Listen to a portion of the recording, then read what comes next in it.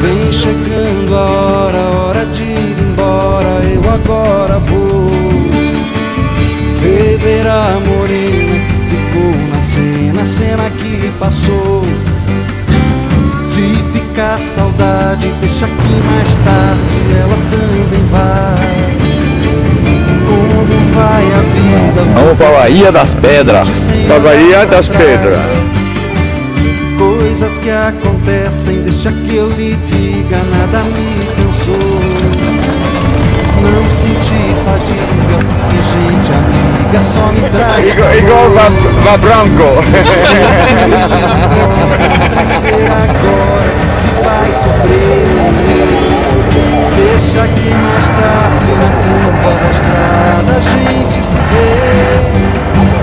Se eu deixo saudade, vou levar também e ir embora, todo mundo tem.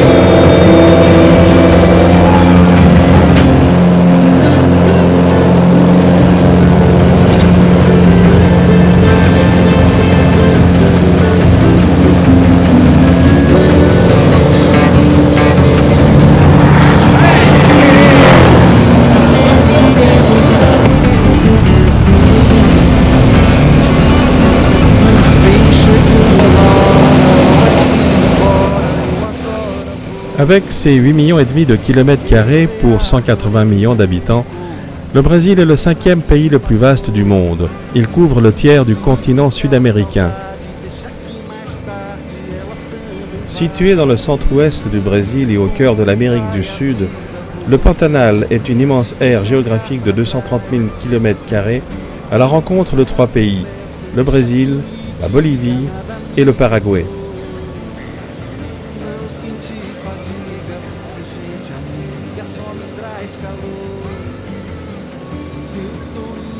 Le Pantanal constitue la plus grande zone humide non littorale au monde, et le Jaribou d'Amérique en est le symbole. Les 2/3 de cette plaine alluviale marécageuse constituée de savanes, de prairies, de forêts et de marais sont inondés périodiquement pendant la moitié de l'année. Moins connu que l'Amazonie, le Pantanal est pourtant le meilleur endroit pour voir des animaux sauvages au Brésil.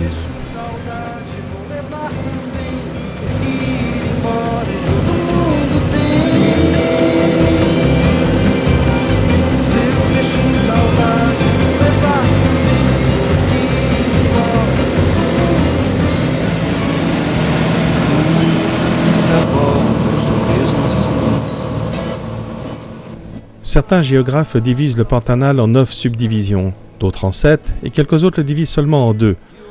Le seul point sur lequel tous concordent, c'est qu'il existe au moins 2 Pantanals très différents, mais dépendants. Le Pantanal du Sud est couvert par des champs d'herbes inondés, très utilisés pour nourrir le bétail, dotés de petites élévations appelées capoès et de forêts ciliaires autour des marges des rivières.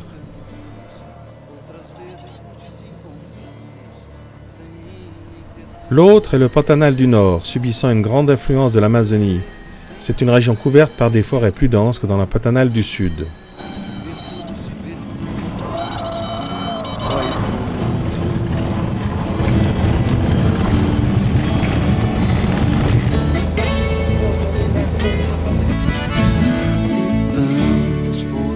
Nossos corações, quando podem ser felizes, batem muito tempo ainda junto. Pour le concert de Cor des Alpes, il faudra attendre encore un tout petit peu. You're supposed to play a song? Yeah. Several notes? Different notes? It's different notes. Yeah. Not for me. I don't have a musical ear. This is the white garza. Et le voici, ce symbole du Pantanal, le Jaribou d'Amérique. C'est un grand oiseau et chassier de la famille des cigognes. On le retrouve en Amérique, du Mexique jusqu'à l'Argentine, sauf à l'ouest des Andes. Le mâle adulte peut atteindre 1,15 m de hauteur et une envergure d'aile de 2,60 m. Le bec, jusqu'à 30 cm de long, est noir, large, pointu et légèrement courbé vers le haut. Le plumage est surtout blanc, mais la tête et le haut du cou sont noirs, tandis que la base du cou est constituée d'une poche rouge extensible.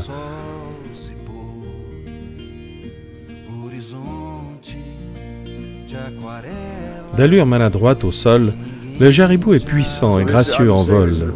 Il vit en colonie près des rivières et des étangs et consomme une quantité prodigieuse de poissons, mollusques et amphibiens. Il lui arrive aussi de manger des reptiles et de petits mammifères, et même des charognes fraîches. Le jaribou construit les nids de brindilles vers le mois d'août à septembre sur de grands arbres et il l'agrandit chaque année. Il pond 2 à 4 œufs que les parents couvent à tour de rôle. Le nandou est le plus grand oiseau d'Amérique. Il peut mesurer 1,50 m et pèse jusqu'à 25 kg.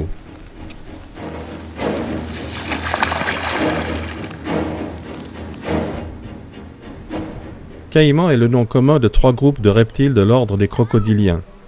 Les caïmans ressemblent beaucoup aux alligators, hormis les écailles osseuses qu'ils portent sur le ventre. On les rencontre dans les régions tropicales du continent américain. Le plus gros est le caïman noir des fleuves Orénoque et Amazone qui peut dépasser 4,50 m de long.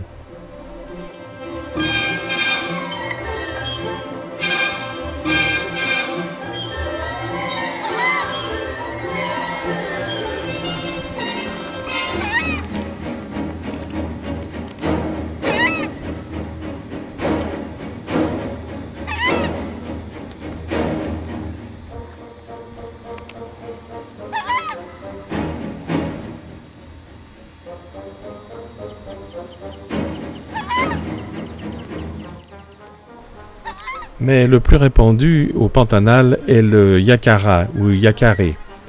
C'est le plus petit des alligatoridés. Il vit dans le sud-ouest du Brésil et au Paraguay.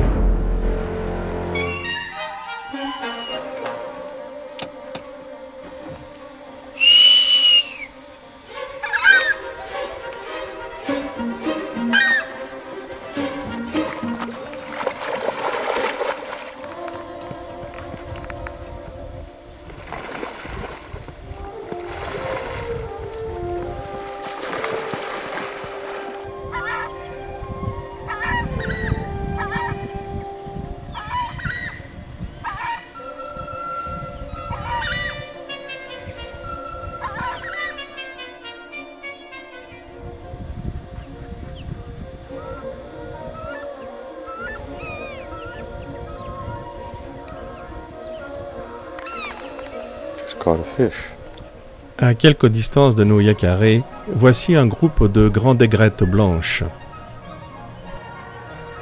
Contrairement aux tantales et aux grues, les aigrettes sont facilement reconnaissables en vol avec le cou replié entre les épaules. Et voici un autre échassier, le tantale d'Amérique. Il marche lentement le long des eaux peu profondes, cherchant sa nourriture. Il chasse ses proies, poissons, têtards, écrevisses, en pataugeant, bec ouvert juste sous la surface de l'eau, et quand un poisson passe et le touche, il referme précipitamment le bec et capture la proie.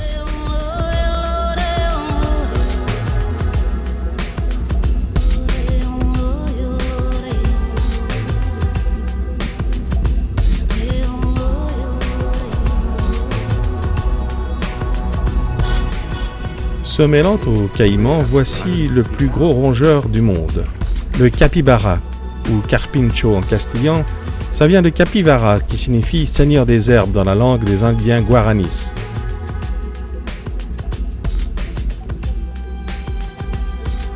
Un capybara adulte mesure entre 105 et 135 cm de long et pèse de 35 à 65 kg. Sa longévité se limite à une douzaine d'années.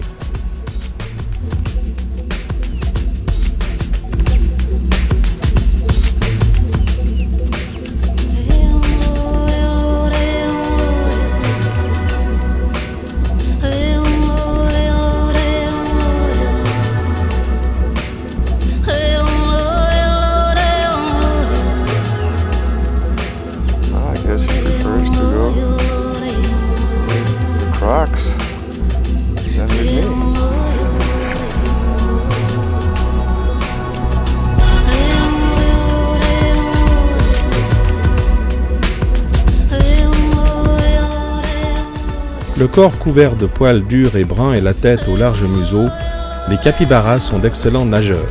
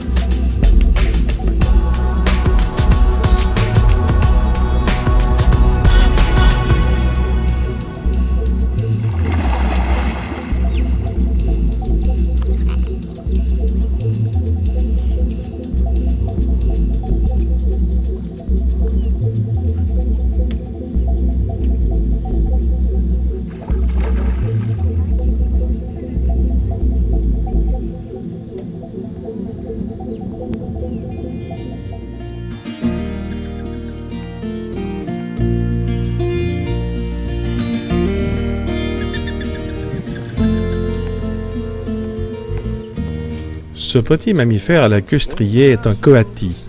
C'est un animal diurne et arboricole. En effet, même s'il chasse au sol pour y dénicher des insectes, il consacre la plupart de son temps à se prélasser au soleil, au sommet des arbres. Sa friandise préférée, c'est la migale. A vida tem seu esplendor.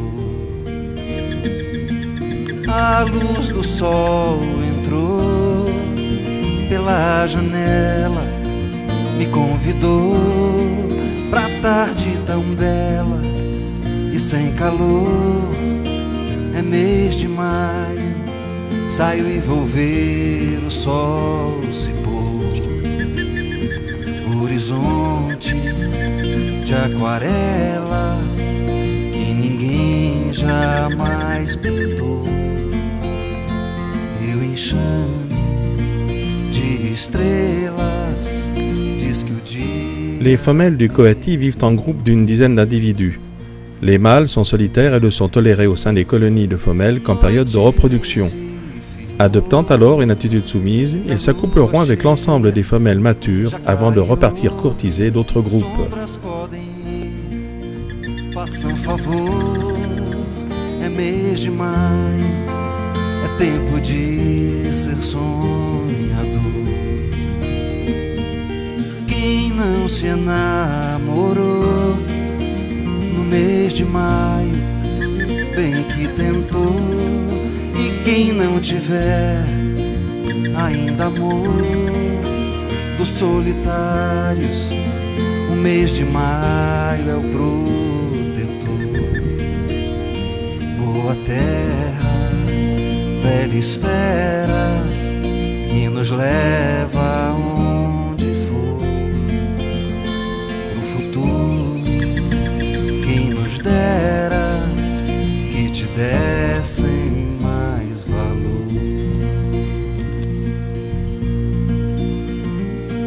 Noite nem se firmou e a lua cheia já clareou. Sombras podem ir, façam favor. É mês de maio, é tempo de ser sonhador. Horizonte de aquarela que ninguém jamais pintou. E o enxame de estrelas diz que o dia terminou. Boa terra, velha esfera, que nos leva aonde for. No futuro, quem nos dera que te dessem mais.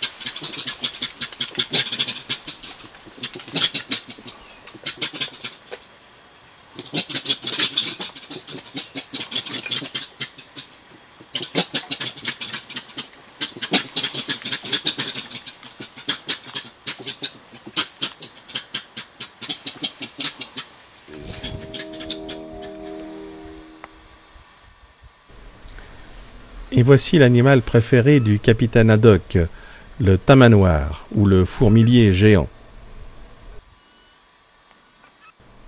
De la taille d'un berger allemand, il est couvert de poils raides comme de la paille qui atteignent 40 cm de long sur la queue. Ses oreilles sont petites et rondes, ses yeux sont petits, la queue est longue et souvent préhensile, et les mains ont 5 doigts, chacune portant une griffe acérée, la 3e griffe étant la plus développée.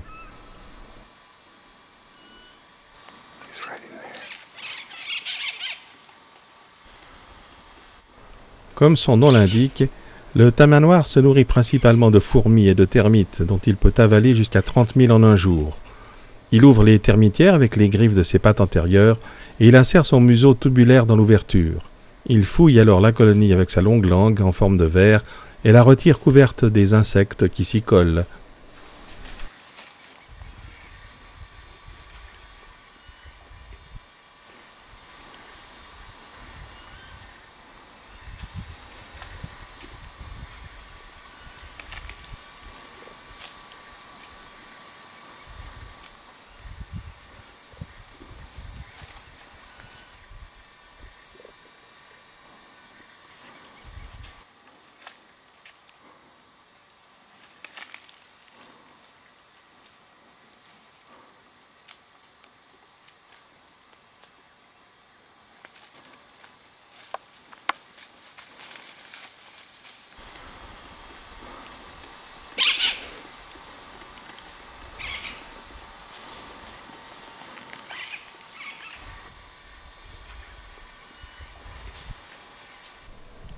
Il trottine lentement lorsqu'il est tranquille, mais il peut courir assez vite en cas de danger.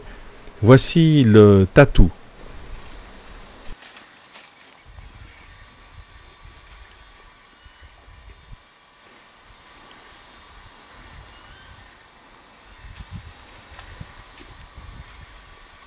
C'est un animal un peu blindé. La tête, le tronc, les flancs et parfois les membres sont couverts par une cuirasse osseuse constituée d'éléments juxtaposés qui forment des boucliers. Des sangles circulaires mobiles insérées entre les boucliers articulent la cuirasse. Elle recouvre le corps et elle est divisée en 3 parties. L'antérieure et la postérieure sont immobiles. La partie centrale est formée de 9 ceintures articulées entre elles qui donnent au tronc une certaine mobilité.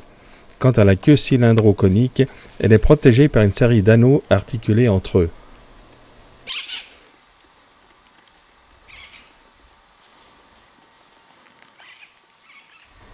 Vivipare, le tatou a un régime alimentaire varié, composé d'insectes, de vers, de lézards et même parfois de charognes.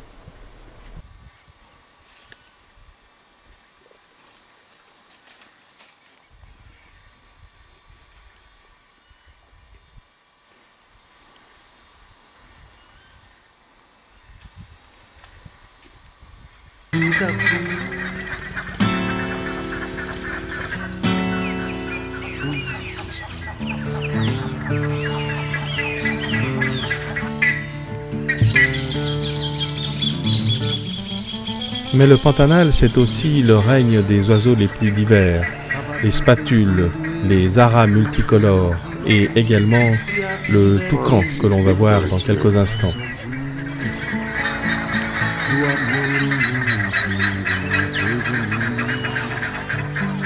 Tava aqui pensando mas podia ser melhor pra gente andar mais à toa. Mas não dá, tem que trabalhar. This is why we got up Coisa at que tá 5:30 this feia. morning. Os homens tão It's freezing metendo a cold. mão na cumbuca. Bando de ladrão, filhos da puta.